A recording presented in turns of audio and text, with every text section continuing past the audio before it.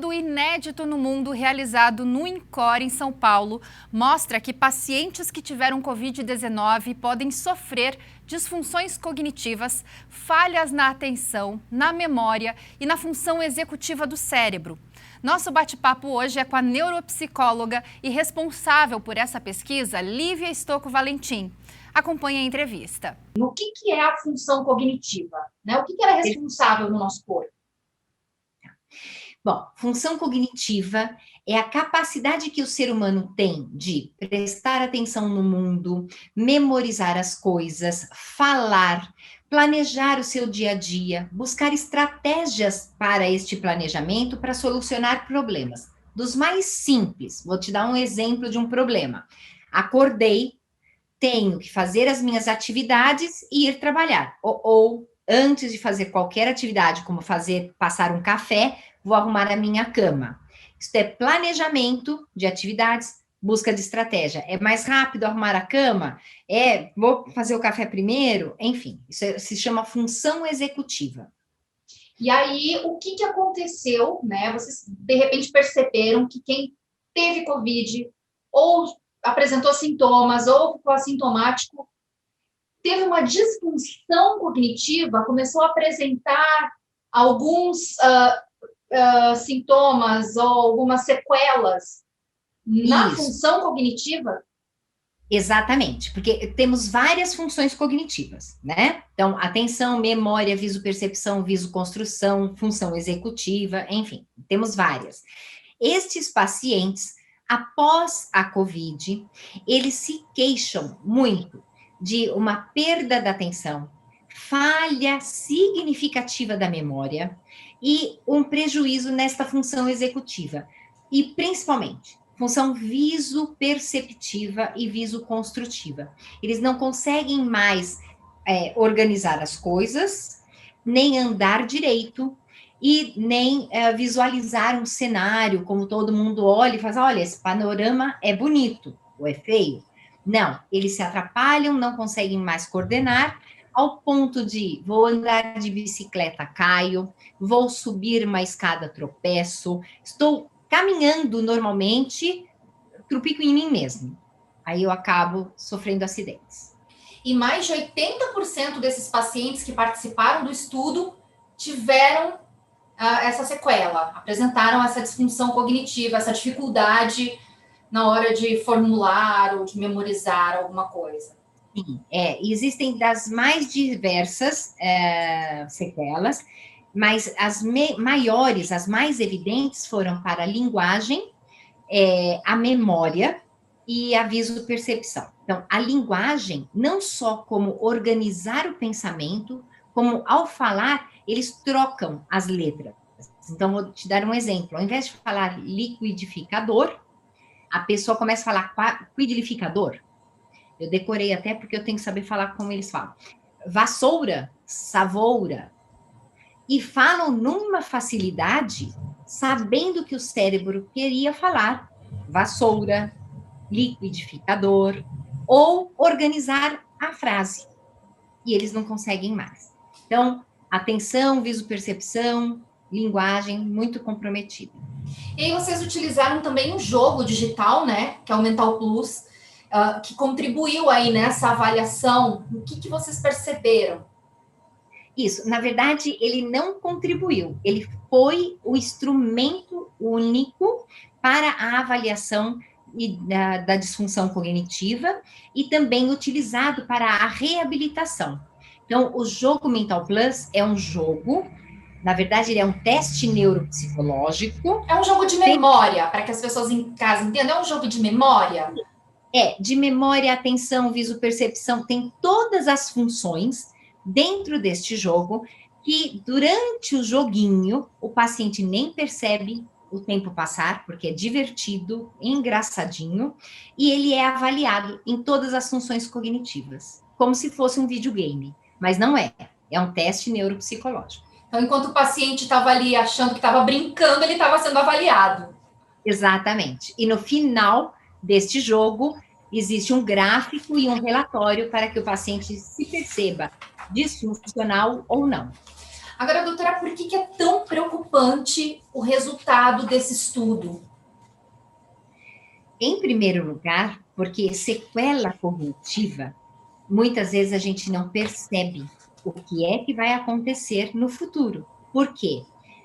A pessoa, se não for reabilitada, pode ter outras consequências, tais como algumas demências, a demência mista é uma delas, então, demência vascular, demência, até o possível Alzheimer, quem tem histórico na família pode desenvolver, as escleroses, os micro-AVCs, e isso, por quê? Porque eu estou disfuncional, a COVID me deixou com sequela cognitiva, e eu não fui buscar um tratamento adequado. Então, lá no meu futuro, ou no futuro bem imediato, né, terei prejuízo na minha qualidade de vida.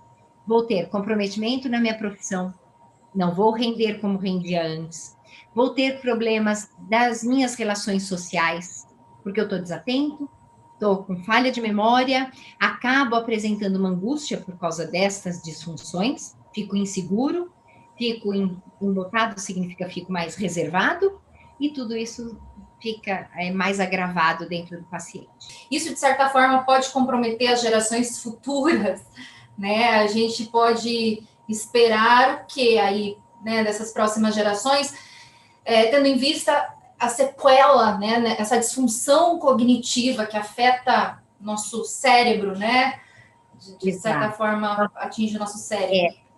Na verdade, eu acredito que seja um futuro nada promissor se não estivermos atentos para a reabilitação e a estimulação dessas funções, porque crianças, adolescentes que são acometidos pela COVID vão enfrentar a escola, vão enfrentar o seu futuro mercado de trabalho e disfuncionais. Então, você imagina a grande consequência disso tudo no futuro. E eu não estou falando num futuro muito longínquo.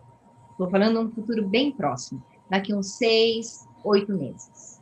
E vocês perceberam, tanto as pessoas que ficaram assintomáticas, que tiveram Covid, mas não apresentaram sintomas, quanto as pessoas que tiveram sintomas leves, moderados, até graves, tiveram essa disfunção.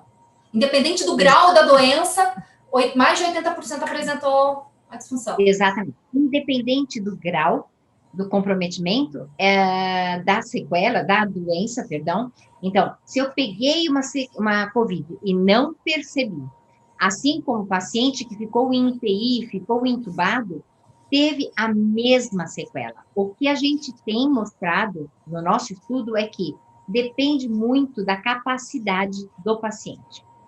Então, você pode ser mais resiliente, isso significa que você pode ter uma resistência maior e não sofrer tanto dano. Eu posso ser mais frágil e mesmo ter sido uma COVID leve, ter consequências mais graves na minha função cognitiva.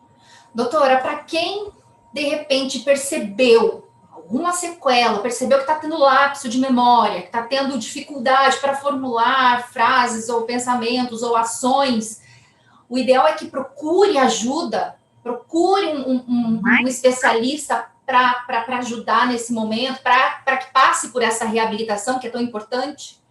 Exatamente. Então, tenho indicado, assim como todos os meus colegas de classe, já dizem isso, né, para todas as outras patologias. Então, para a COVID, o melhor resultado para seu tratamento e para a sua melhora de um quadro da pós-COVID é busque um neuropsicólogo.